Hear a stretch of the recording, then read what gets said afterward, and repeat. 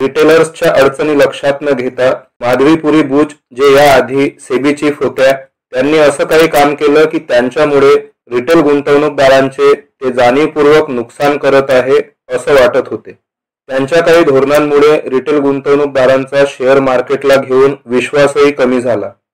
सट्टेबाजी, insider trading आणि market मॅनिप्युलेशनवर नियंत्रण आणण्याच्या नावाखाली त्यांनी असे काही धोरण आणले ज्यामुळे फक्त रिटेल गुंतवणूकदारांना फार त्रास झाला। माधवीपुरी बुचच्या अलीकडील निर्णयांबद्दल रिटेल गुंतवणूकदारांमध्ये खूप नाराजी आहे। नुकसान झालेल्या रिटेल गुंतवणूकदारांना माहीत आहे की माधवीपुरी बुचच्या धोरणांमुळे त्यांच्या गुंतवणुकीवर किती विपरीत परिणाम झाला आहे। मित्रहो, गेल्या 5 महिन्यात शेअर मार्केटमध्ये आलेल्या तीव्र मंदीला अनेक कारण आहेत।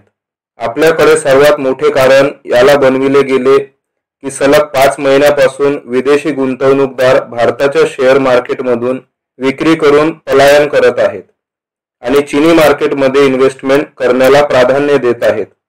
पण मित्रहो, भारताच्या शेअर मार्केट घसरणीला हे कारण नसून सर्वात मोठे कारण आहे माधवीपुरी बुच यांनी रिटेल गुंतवणूकदारांविरुद्ध घेतलेले पाऊल।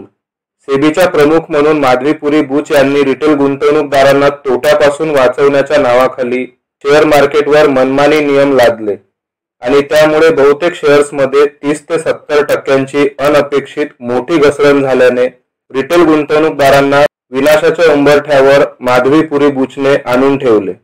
लोभी व्यापारी, बँकर्स, प्रवर्तक आणि परदेशी निधींना माधवीपुरी बुचकडून मोकळीक देण्यात आली।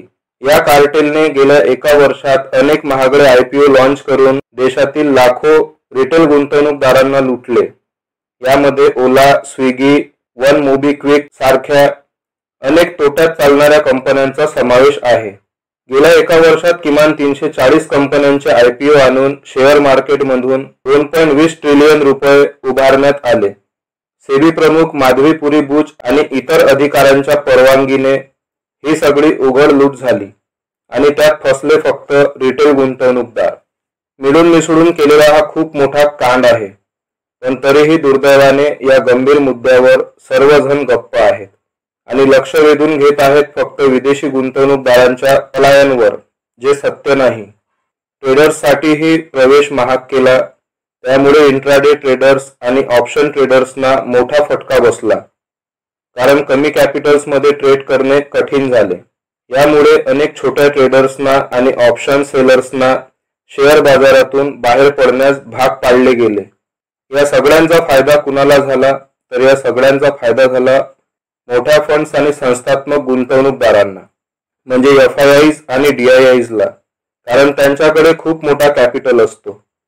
आणि तोटा कुणाचा झाला?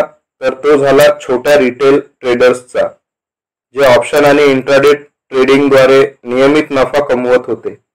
त्याच सोबत small cap and mid cap market क्रॅशमध्ये आजही रिटेल गुंतवणूकदार अडकले आहेत।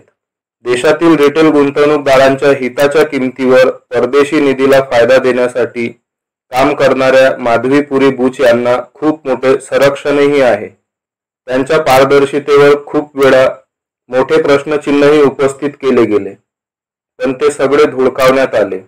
पण अशा या सर्व परिस्थितीत नुकसान फक्त रिटेल गुंतवणूकदारांनाच भोगावे लागते। म्हणून रिटेल गुंतवणूकदारांनी आपली गुंतवणूक शेअर मार्केटमध्ये खूप काळजीपूर्वक केली पाहिजे।